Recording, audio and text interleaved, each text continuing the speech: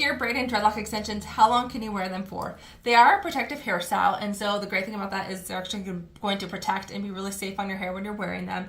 But most women ask, like, how long can I leave them in for? And that is an important aspect to look at. Every woman is a little bit different in what they prefer via comfort, how their hair grows, how slippery your hair is, because they do slide down a little bit and get loose. And so you want to make sure that you pay attention to, and you're going to learn through the process of what works best for your hair personally. For me, I leave mine in for 4 weeks. I have gone longer, and I find at that point, like, they will start to get a little bit loose, and when they get loose, they will actually like start to twist a little bit, and then they pull, for me personally, in my hair.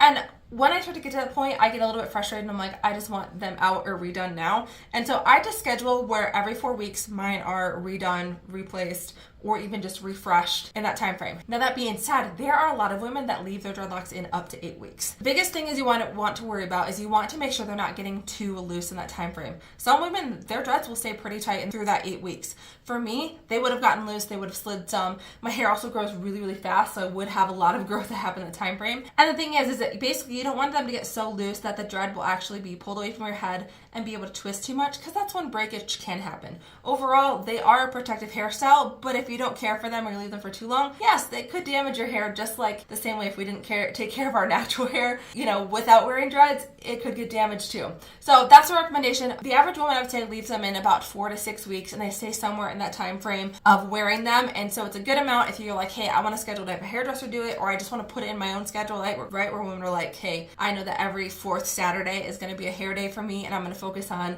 taking my dreads out, washing them, putting them back in, or even doing a full refresh in them.